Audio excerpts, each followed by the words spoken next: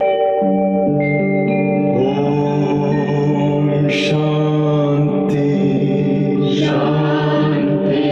ओम शांति शांति। अंतर मन में ज्योति जगा लो, होगा दूर अंधेरा।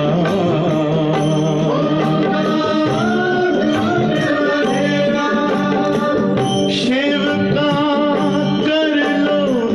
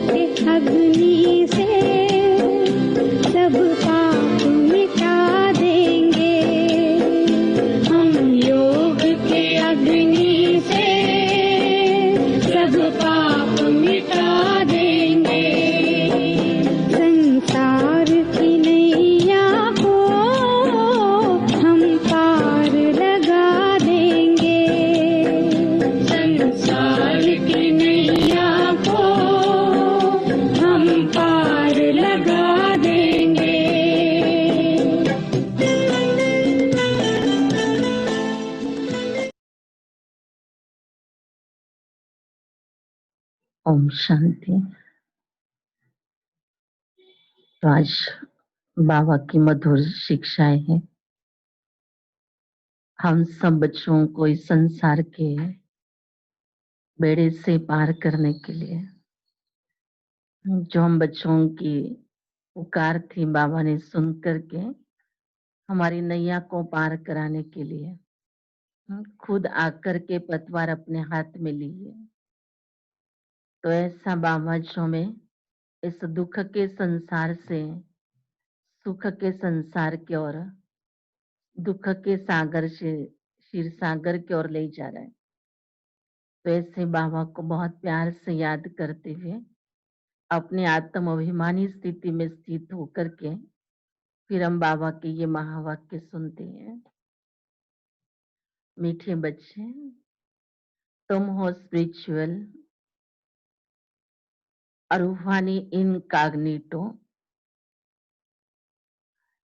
Salvation army.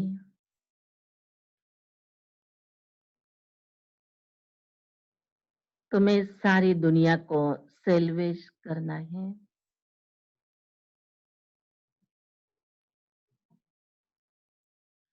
डूबे हुए बेड़े को पार लगाना है।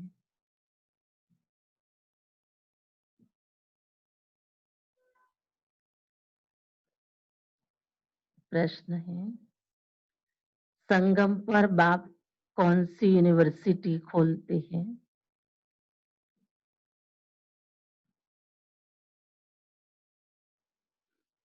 जो सारे कल्प में नहीं होती है।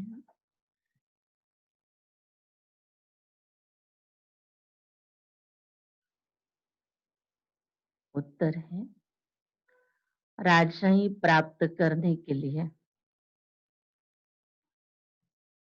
पढ़ने की गॉड फादरली यूनिवर्सिटी व कॉलेज संगम पर बापी खोलते हैं।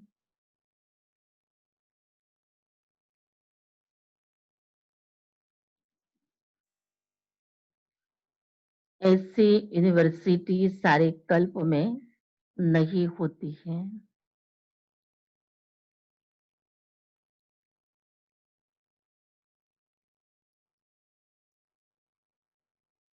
इस यूनिवर्सिटी में पढ़ाई पढ़कर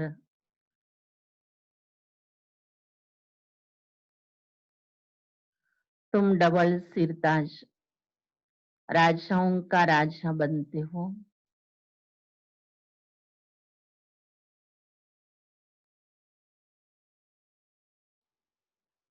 ओम शांति। मीठे मीठे रूहानी बच्चों से पहले पहले बाबा पूछते हैं, यहाँ आकर जब बैठते हो तो अपने को आत्मा समझ बाप को याद करते हो, क्योंकि यहाँ तुमको कोई धंधा धूरी मित्र संबंधी आदि भी नहीं है। तुम ये विचार करके आते हो कि हम बेहद के बाप के पास मिलने के लिए चाहते हैं। कौन कहते हैं? आत्मा शरीर द्वारा बोलती है। पारलौकिक बाप ने ये शरीर उधार लिया है, इनसे समझाते हैं। ये एक ही बार होता है जो बेहद का बाप आकर सिखलाते हैं। अपने को आत्मा समझ बाप को याद करने से तुम्हारा बेड़ा पार होगा।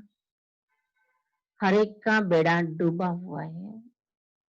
जितना जो पुरुषार्थ करेंगे उतना बेड़ा पार होगा। गाते हैं ना, हे मांझी नैया मेरी पार लगाओ। वास्तव में हर एक को अपने पुरुषार्थ से पार जाना है। जैसे तैरना सिखलाते हैं, फिर सीख जाते हैं तो आप ही तैरते हैं। वह सब है जिस्मानी बातें, ये रूहानी बातें तुम जानते हो। आत्मा भी कीचड़ के डुबन में फंस गई है। इस पर हिरण का भी मिसाल देते हैं।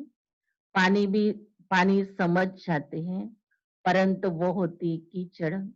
तो उसमें फंस पड़ते हैं। कभी कभी स्टीमर, मोटरें आदि भी कीचड़ में फंस पड़ती हैं, फिर उनको सेल्वेज करते हैं। वो है वो सब है सेल्वेशन आर्मी। तुम हो रूहानी आर्मी। तुम जानते हो सब माया के दुबन में बहुत फंसे हुए हैं। इनको माया का दुबन कहा जाता है। बाप आकर समझाते हैं, इनसे तुम कैसे निकल सकते हो। ये सैल्वेज करते हैं। उसमें मदद चाहिए आदमी को, आदमी की। यहाँ तो फिर आत्मा जाकर दुबन में फंसी है। बाप रास्ता बताते हैं, इनसे तुम कैसे निकल सकते हो। फिर दूसरों को भी रास्ता बता सकते हो। अपने को और दूसरों को रास्ता बताना है कि तुम्हारी नैया इस विषय सागर से क्षीर सागर में कैसे जाए। सत्युग को कहते क्षीर सागर, अर्थात सुख का सागर। यह है दुख का सागर। रावण दुख के सागर में डुबोते हैं, बाप आकर सुख के सागर में ले जाते हैं। तुमको रूहानी सेल्वेशन आर्मी कहा जाता है। तुम श्रीमत पर सबको रास्ता बताते हो, हर एक को समझाते हो। दो बाप हैं, एक हद का और दूसरा बेहद का। लौकिक बाप होते हुए भी सब पारलौकिक बाप को याद करते हैं, परंतु उनको जानते बिल्कुल नहीं है। सबने याद किया पहले भी, लेकिन जान करके नहीं। अभी हम याद करेंगे बेहद के बाप को परिचय के साथ। बाबा कोई ग्लानि नहीं करते, परंतु ड्रामा का राज समझाते हैं। ये भी समझाने के लिए कहते हैं कि इस समय सभी मनुष्य मात्र 5 विकार रूपी दलदल में फंसे हुए हैं। आसुरी संप्रदाय है। दैवी संप्रदाय को आसुरी संप्रदाय जाकर नमन करते हैं, क्योंकि वो है संपूर्ण निर्विकारी। सन्यासियों को नमन करते हैं, वो भी घर बार छोड़कर जाते हैं, पवित्र रहते हैं। इन सन्यासियों और देवताओं में रात दिन का फर्क है। देवताओं का तो जन्म भी योग बल से होता है। इन बातों को कोई जानते नहीं है। सब कहते हैं ईश्वर की गति मत न्यारी है। ईश्वर का अंत नहीं पा सकते हैं। सिर्फ ईश्वर व भगवान कहने से इतना लव नहीं आता है। सबसे अच्छा अक्षर है बाप। मनुष्य बेहद के बाप को नहीं जानते, तो जैसे आर्फन है। मैगजीन में भी निकाला है, मनुष्य क्या कहते हैं और भगवान क्या कहते हैं। बाप कोई गाली नहीं देते हैं, बच्चों को समझाते हैं, क्योंकि बाप तो सबको जानते हैं। समझाने के लिए कहते हैं, इनसे इनमें आसुरी गुण है। आपस में लड़ते रहते हैं। यहाँ तो लड़ने की दरकार नहीं है। वो है कौरव, अर्थात आसुरी संप्रदाय।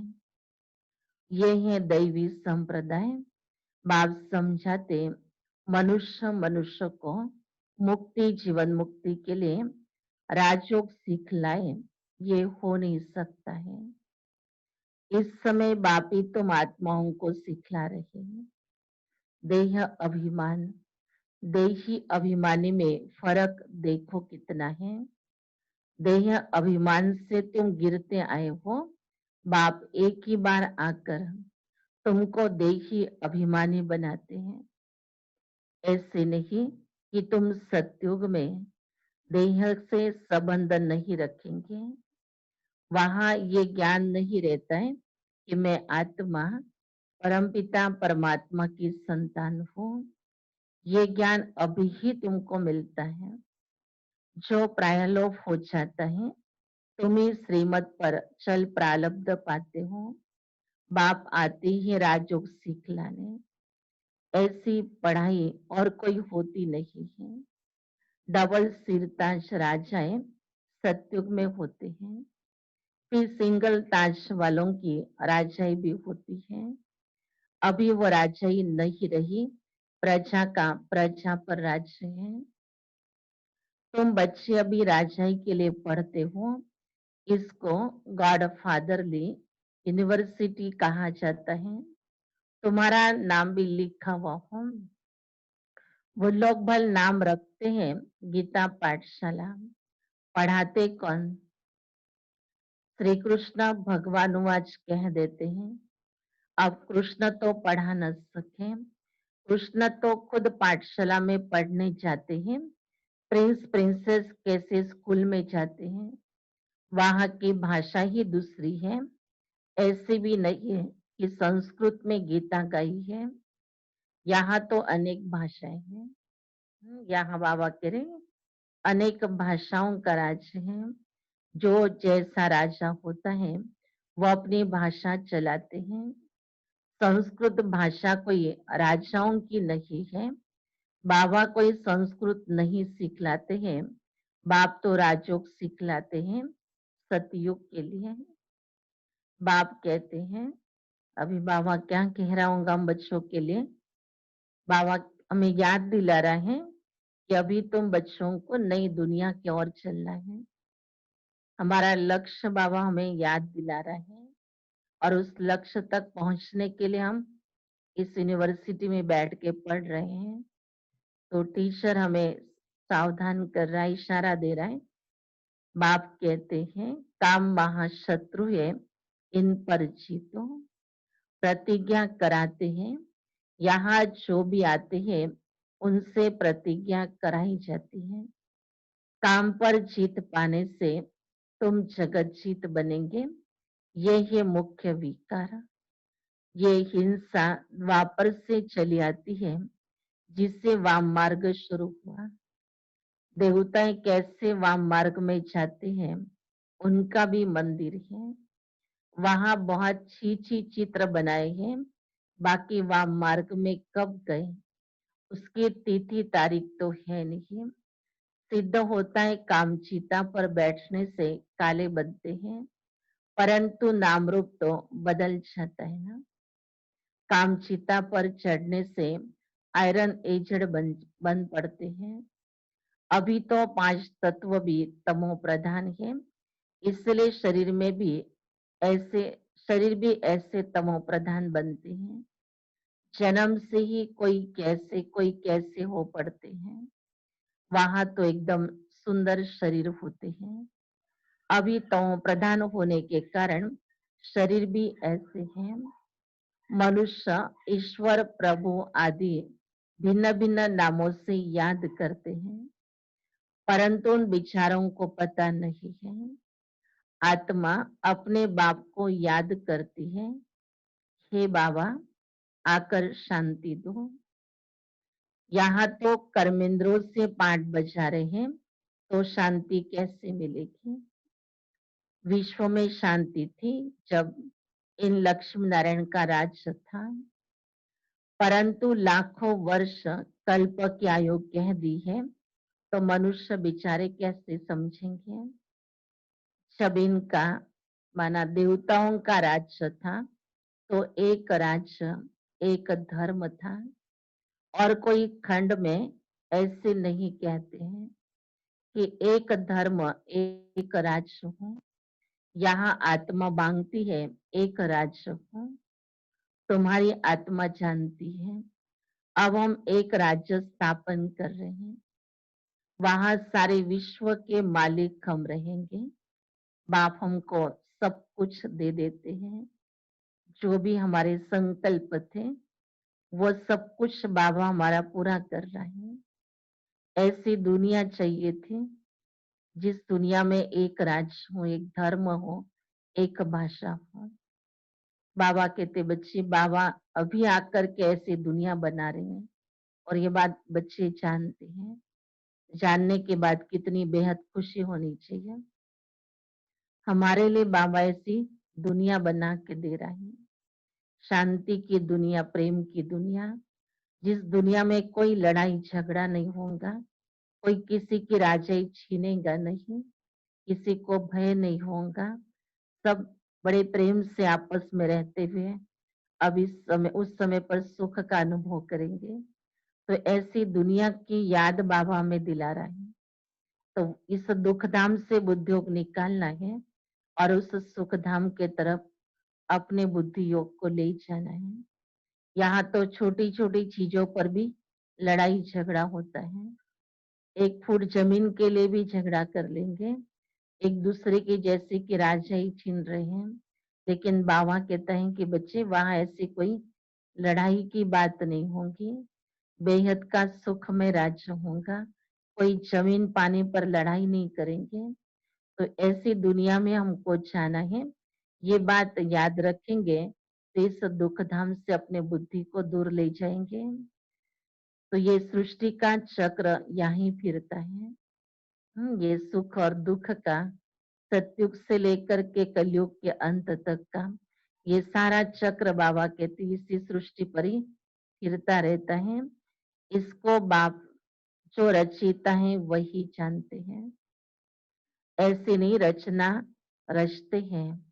बाप आते ही है संगम पर पुरानी दुनिया से नई दुनिया बनाने। दूर देश से बाबा आया हुआ है। बाबा हमारे लिए दूर देश से आया है, तुम जानते हो। नई दुनिया हमारे लिए बन रही है। बाबा हम आत्माओं का श्रृंगार कर रहे हैं, उनके साथ फिर शरीरों का भी श्रृंगार हो जाएगा। रोज ये स्मृति रखनी हमें कि बाबा हम बच्चों के लिए दूर देश से आता है। कोई दूर से आता है उसके लिए कितना समय देते हैं। कोई विलायत से भी घर में आ जाए तो सारा अपना कारोबार दूर कर देंगे और उनके लिए पूरा समय देंगे। अब बाबा तो कितना दूर से आता है और स्पेशली हम बच्चों के लिए बाबा आया। तो जिसके घर में भगवान मेहमान बनकर आ जाए, वो मेहमान की खातिरी न करे, उसके लिए समय न दे, तो क्या हो जाएगा। तो बाबा को भी हम बड़े प्यार से मेहमान के रूप में स्वीकार करें। अपने देश में अपने घर में बाबा आया हुआ है और बाबा आकर के हमें श्रृंगार करा रहा है। तो ये मुरली के द्वारा आत्मा का श्रृंगार हो रहा है। तो इतने प्रेम से बाबा की मुरली को सुनने के लिए मन उत्सुक होना चाहिए, तैयार होना चाहिए कि मेरे लिए बाबा आ रहा है परम धाम से और मुझे श्रृंगार कराएगा। रोज बाबा के पास नया श्रृंगार का सेट होता है, कोई गुणों का, कोई शक्तियों का। तो वो अनुभव करना कि आज बाबा कौन सा श्रृंगार मुझे श्रृंगारित करा रहा है और उस श्रृंगार से सारा दिन सज के रहना है। तो बाबा कहते तुम्हारी सजी सजाई मूर्त इस विश्व में सेवा करती रहेंगी। जैसे बाबा आज याद दिला रहा है ना कि हम आत्माओं को पवित्र जीवन बनाने का, यहाँ बाबा ने कहा ना मैं बच्चों से प्रतिज्ञा करवाता हूँ इस विकार पर जीतने के लिए। तो काम विकार पर जीतकर पवित्र जीवन बनाना ये बाबा का बच्चों के लिए दिया हुआ लक्ष्य है। और ऐसे पवित्र जीवन अगर हम अपने उस पवित्रता का श्रृंगार अपने हर कर्मेंद्रों को करा दें तो ये कर्मेंद्र कमल समान बन जाएंगे, कमल नयन बन जाएंगे, कमल हस्त बन जाएंगे। तो ये पवित्रता का श्रृंगार हमें रोज बाबा कराता है। इसके साथ अन्य कई गुण और शक्तियां इसके साथ साथ हम बच्चों के पास आ जाती है। तो श्रृंगार भी वैरायटी होता है और अलग अलग कीमत का होता है। तो जितना प्योर होगा उतना कीमती होगा। तो हमारी भी धारणाएं जो है जितनी ऊंची होंगी उतना हमारा श्रृंगार भी उतना ही प्योर होगा। तो हम बच्चों को संकल्पों में ही श्रेष्ठता और पवित्रता लानी है और आत्मा को अपने उस आदि स्वरूप की ओर ले जाना है।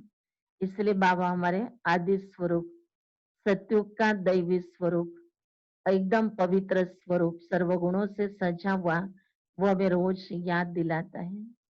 रोज बाबा के लक्ष्य को देखो। कल भी बाबा ने कहा सबके घर में लक्ष्मी नारायण का चित्र होगा, तो सब उस चित्र को देख करके अपने आप को देखें कि मुझे ऐसा बाबा बना रहा है। तो ये चिंतन हमें सत्व प्रधान बनाने में मदद करेगा। तो सत्व प्रधान तत्वों से शरीर बनेंगे।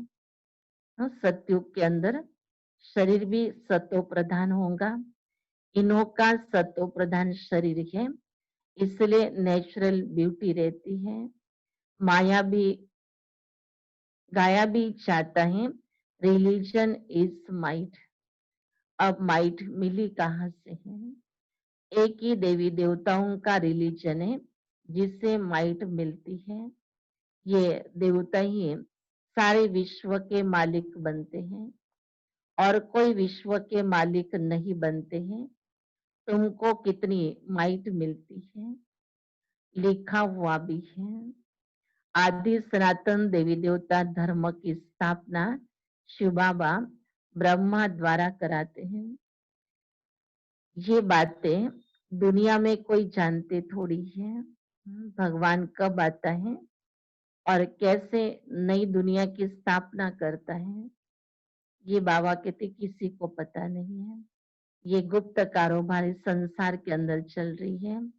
लेकिन बाबा कहते तुम थोड़े से बच्चे हैं, जो इस कार्य में बाबा के साथी बन जाते हैं।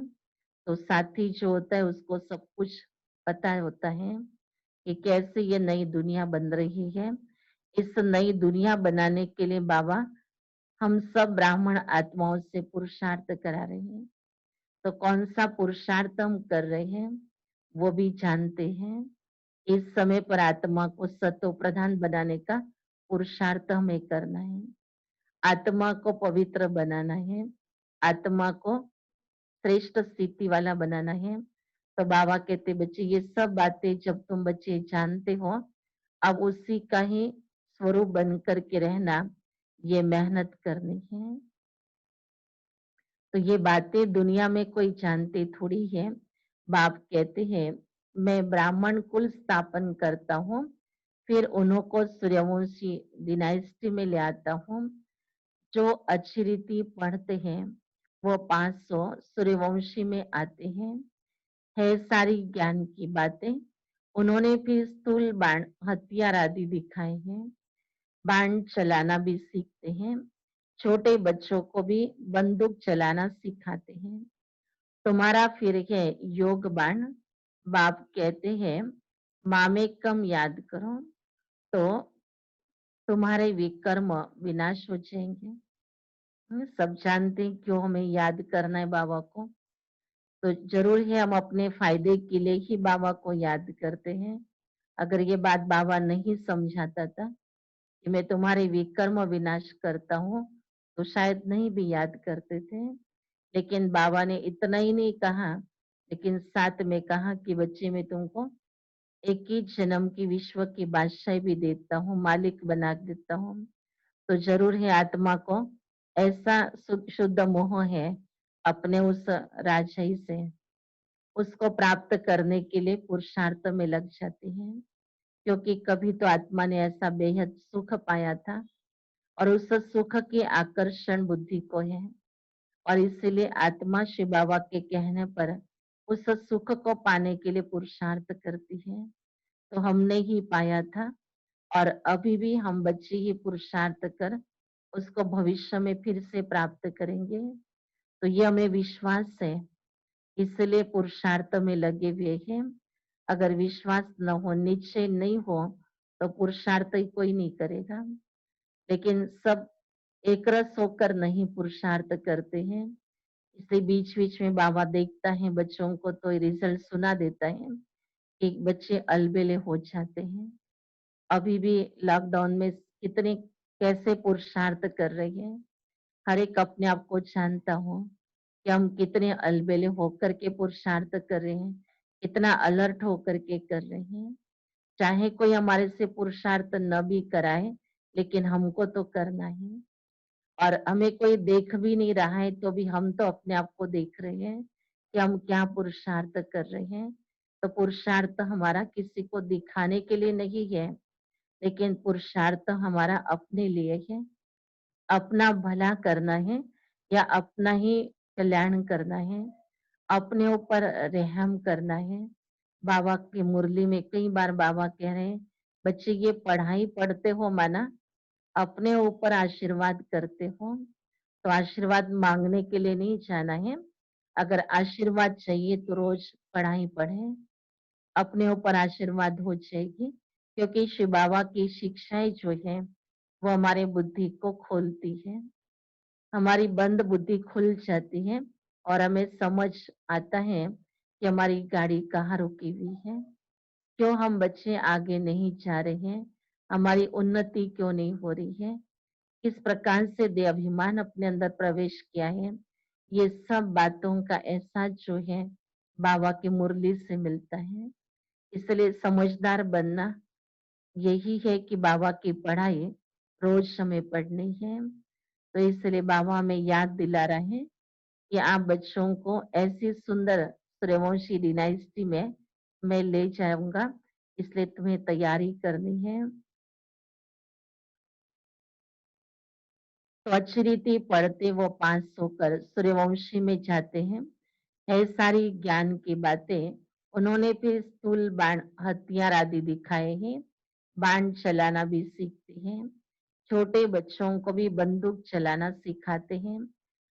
तुम्हारा फिर ये योग बाण, बाप कहते हैं स्पिरिचुअल रूहानी सेल्वेशन आर्मी है। ये कोई को मालूम नहीं है कि रूहानी आर्मी कैसे होती है। तुम हो इनकॉग्निटो स्पिरिचुअल रूहानी सेल्वेशन आर्मी, सारी दुनिया को तुम सेल्वेज करते हो, सबका बेड़ा डूबा हुआ है, बाकी सोने की लंका कोई है नहीं है।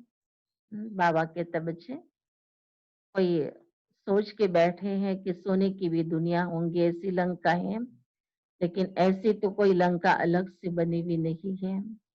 ऐसे नहीं कि सोनी द्वारिका नीचे चली गई है, वह निकल आएगी, नहीं।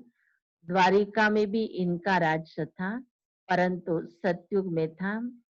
सतयुगी राजाओं की ड्रेस ही अलग होती है, त्रेता की अलग, भिन्न भिन्न ड्रेस, भिन्न भिन्न रस्म रिवाज होती है। हर एक राजा की रस्म रिवाज अपनी अपनी। सतयुग में तो नाम लेते ही दिल खुश हो जाता है। सतयुग को याद करो, दिल खुश हो जाता है, क्योंकि अभी आत्मा को वापस उस दुनिया में जाने का मौका मिला है और हम जाने वाले ही। अब हर एक को खातरी है कि हम बाबा के बच्चे बने हैं, बाबा के वारिस बने हैं। तो वर्षे में बाबा मुझे ये दुनिया देने वाला है, वर्षे में मुझे बाबा स्वर्ग का वर्षा दे रहा है। तो इसलिए बाबा कह रहे, सुनते ही दिल खुश हो जाती बच्चों की। शिव बाबा भी है, आदि देव भी है, ऊपर में वैकुंठ दिखाया है। शिव बाबा होगा तो जरूर रथ भी होगा, आदि देव बैठा है, ये भी किसको पता नहीं है, ये शिव बाबा का रथ है। महावीर ही राजाई प्राप्त करते हैं। आत्मा में ताकत कैसे आती है, ये भी तुम अभी समझते हो। घड़ी घड़ी को आत्मा समझो। बाबा के लिए ताकत कैसे आती है वो समझते हैं कि जब हम अपने को आत्मा समझते हैं और बाबा को याद करते हैं, तो आत्मा में ताकत आती है, तो महावीर कहलाते हैं।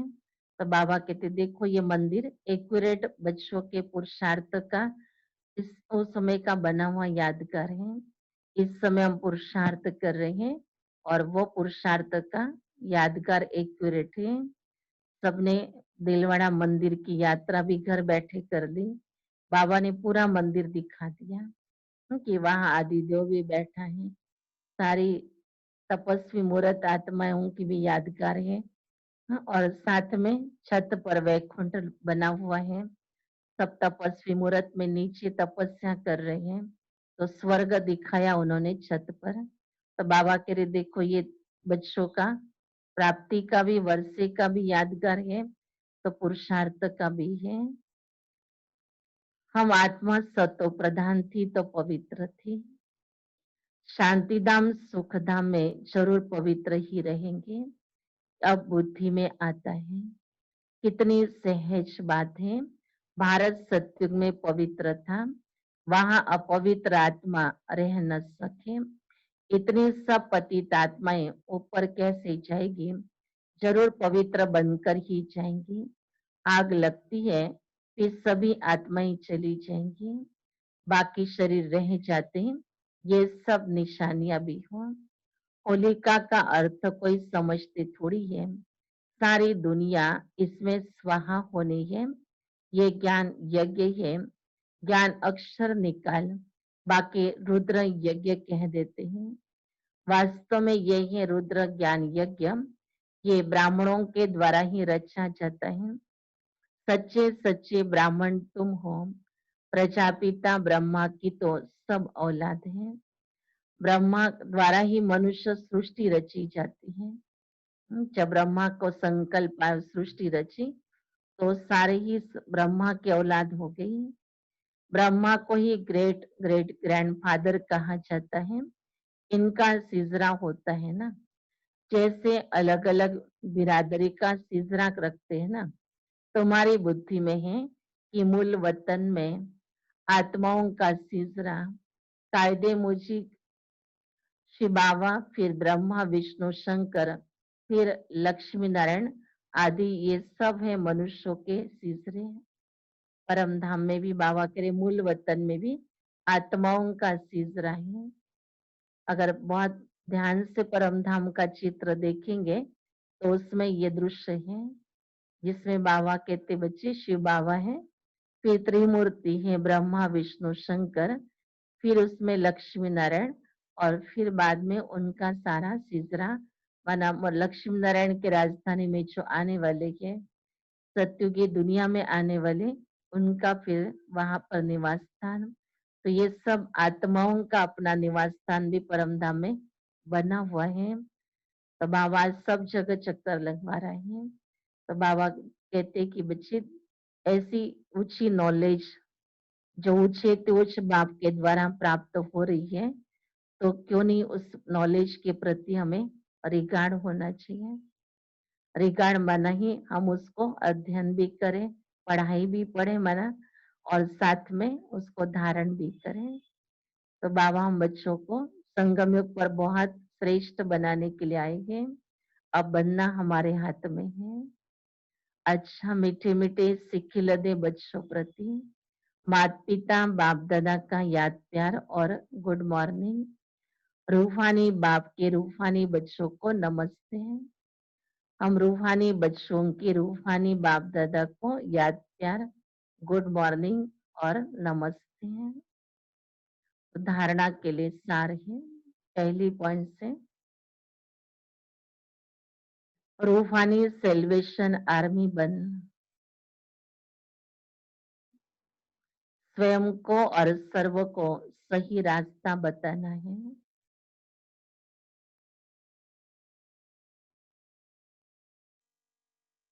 सारी दुनिया को विषय सागर से सेल्वेज करने के लिए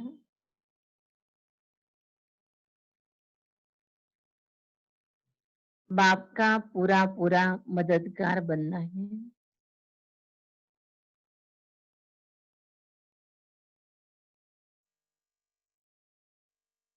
दूसरी पॉइंट है, ज्ञान योग से पवित्र बन, आत्मा का श्रृंगार करना है।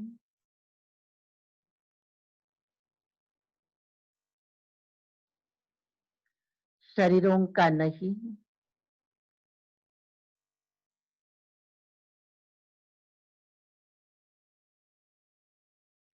आत्मा के पवित्र बनने से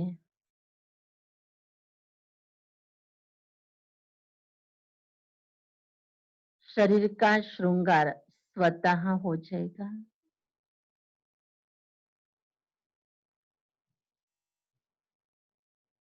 वरदान, मन बुद्धि को मनमत से फ्री कर,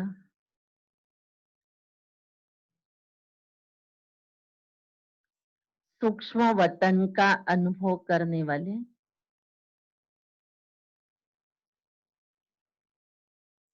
डबल लाइट भव।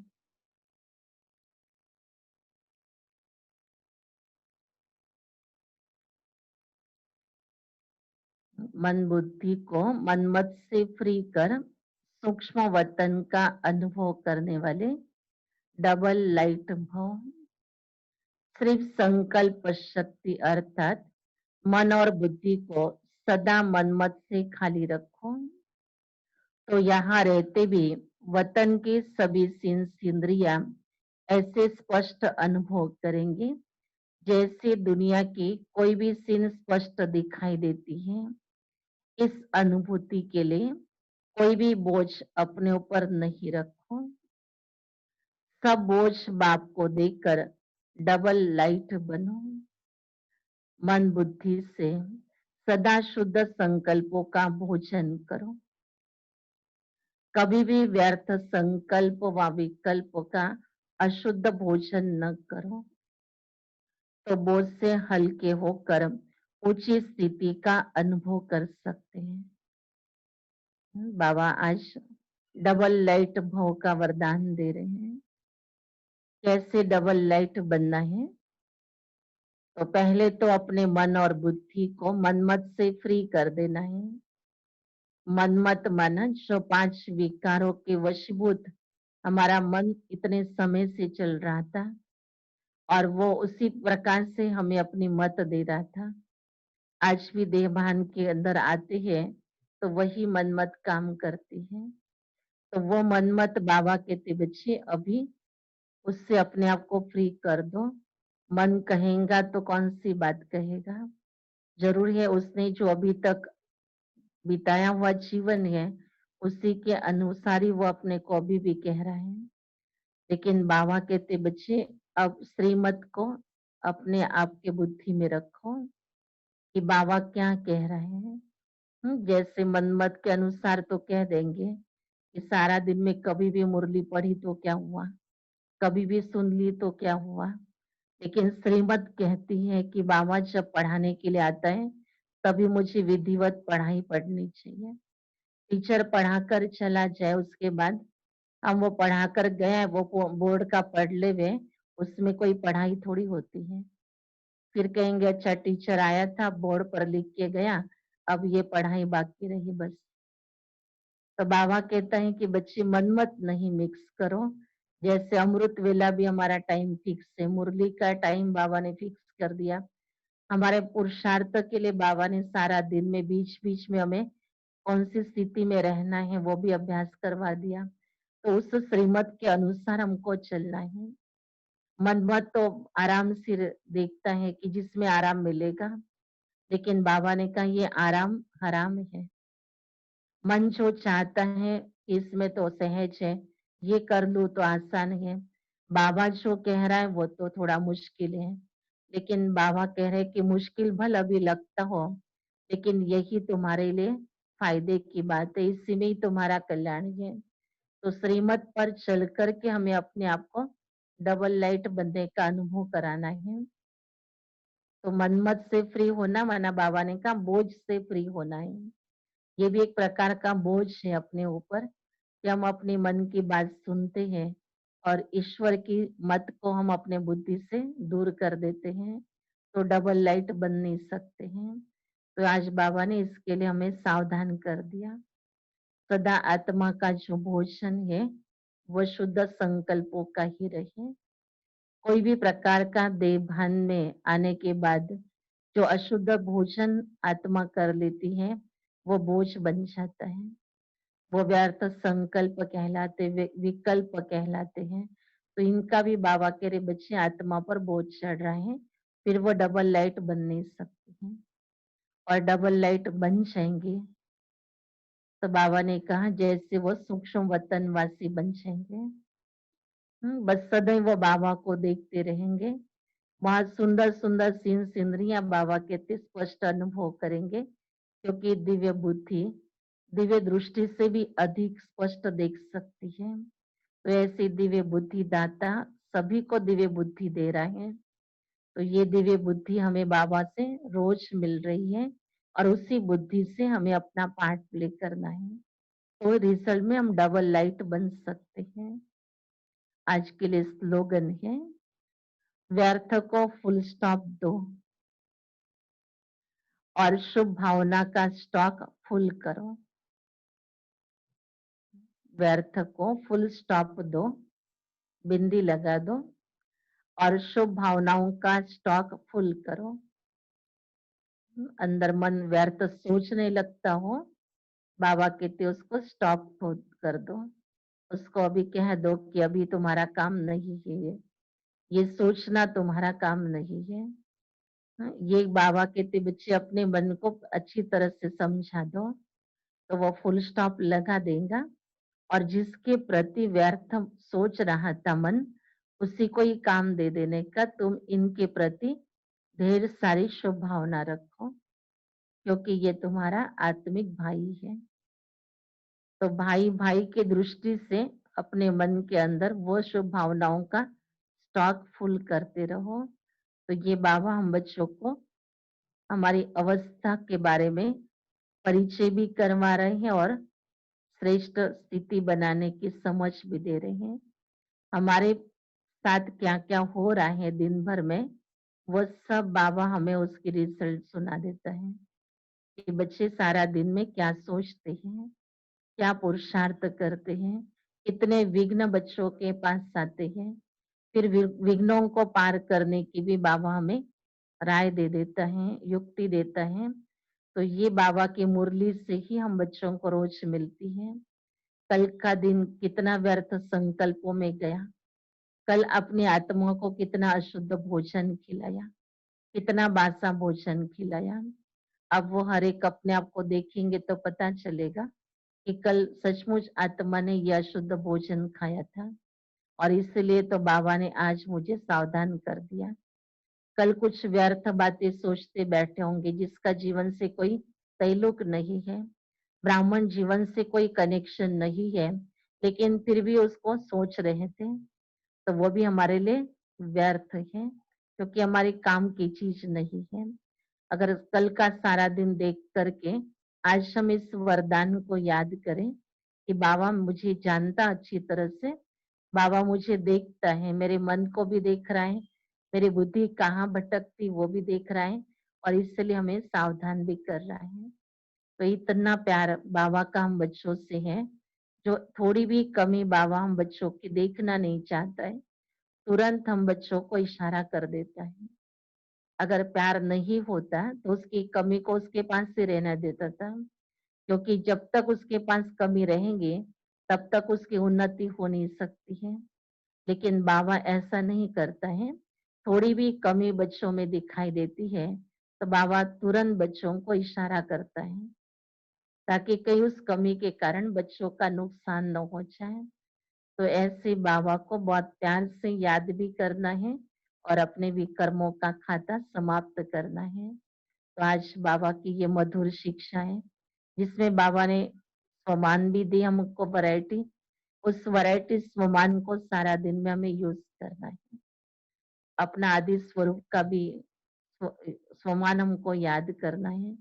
आत्मा कितनी शुद्ध और पवित्र थी, इस दुख धाम में रहते हुए भी कैसे शिव बाबा को पुकारा, तो वो भी याद बाबा ने दिलाया कि आत्मा जब दुखी होती तब बाबा को याद करती है। और सतयुग में ऐसी दुनिया में बाबा ले जाता है जहाँ दुख का नाम निशान नहीं है। जो बाबा ने यहाँ हमारे से पुरुषार्थ कराया, रोज बाबा हमारे लिए कहता है कि बच्चे आत्मा समझो, इस देह के अभिमान को समाप्त करो। ऐसा कोई पुरुषार्थ हमें सतयुग में नहीं करना होगा। सतयुग में बाबा कहते याद भी नहीं होगा आपको कि मैंने क्या पुरुषार्थ किया था। इतना तक कि ये भी नहीं याद रहेगा कि मैं शिव बाबा का बच्चा हूँ।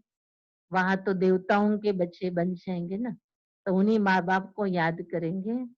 अब लक्ष्मी नारायण के बच्चे बनेंगे तो शिव बाबा को कैसे वो याद करेंगे। तो बाबा कहते सतयुग में ये बुद्धि में नहीं रहेगा कि हम उस परमपिता परमात्मा के बच्चे हैं। तो ये सारा ज्ञान जो भी हमको मिल रहा है, ये ज्ञान फिर प्रायलोप हो जाएगा। इसलिए बाबा कहते इस संगम युग पर बहुत मजा है, तीनों कालों को जानते हैं, तीनों बाप के साथ रहते हैं और तीनों बाबा से पालना भी मिल रही है। तो यहाँ हमें जो मजा है वो सतयुग में भी नहीं होगा। इसलिए बाबा के साथ हमें बहुत अच्छे अनुभव में रहना है और बड़ा भाग्य है हम बच्चों का जो बाबा ने हमको साथी बना लिया है। इस दुनिया को सत्व प्रधान बनाने के कार्य में हम बाबा के बच्चों को सेल्वेशन आर्मी के रूप में बाबा ने आज टाइटल दे दिया कि तुम रूहानी सेल्वेशन आर्मी हो। आर्मी माना ऑर्डर मिले और सेवा में लग जाए। तो अपने आप को ऐसा सारा दिन में ऑर्डर देना, अपने आप का पुरुषार्थ कराने के लिए भी अपने आप को ऑर्डर देना है, तब हम बाबा के ऑर्डर पर चल सकेंगे। बाबा का ऑर्डर फिर वो हमारा ऑर्डर बनकर हम अपने कर्मेंद्रों से कर्म कराएं। तो अपने आप के लिए भी हम देखिए कि हम रूहानी सेलिब्रेशन आर्मी बनकर अपने आप को भी चला सकते हैं। उसमें आलस और अलबेलापन फिर हमारा समाप्त हो जाएगा। तो ये सब बातें बाबा हमारे लिए बार बार समझा करके, अलग अलग युक्तियों से समझा करके हमारा पुरुषार्थ करा रहा है, हमें पूरा सत्व प्रधान बनाने के लिए मेहनत कर रहा है। तो क्यों ना हम सभी भी थोड़ी मेहनत कर लें तो बाबा की आश को पूरी कर सकेंगे। ओम शांति।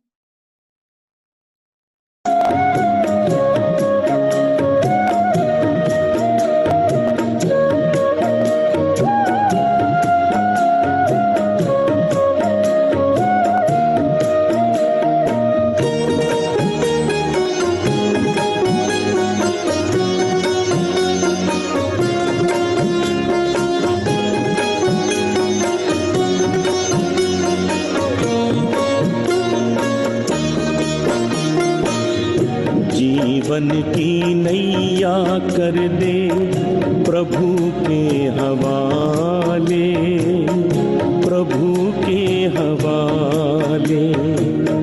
जैसे वो चाहे वैसे, जैसे वो चाहे वैसे इसको संभाले, इसको संभाले।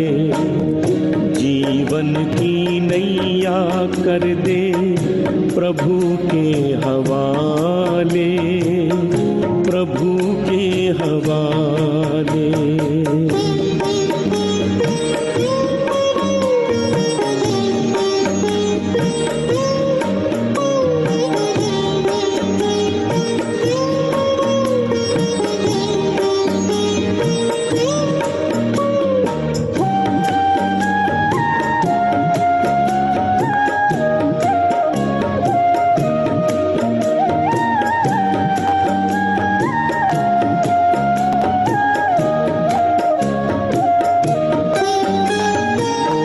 तन का न गर्व कीजै, ये तो विनाशी है। तू तो है चेतन आत्मा, ज्योति अविनाशी है। ज्योति सागर पिता को दिल में बसा ले, दिल में बसा ले। राहों में भर जाएंगे तेरे उजाले, तेरे उजाले। जीवन की नैया कर दे प्रभु के हवाले, प्रभु के हवाले।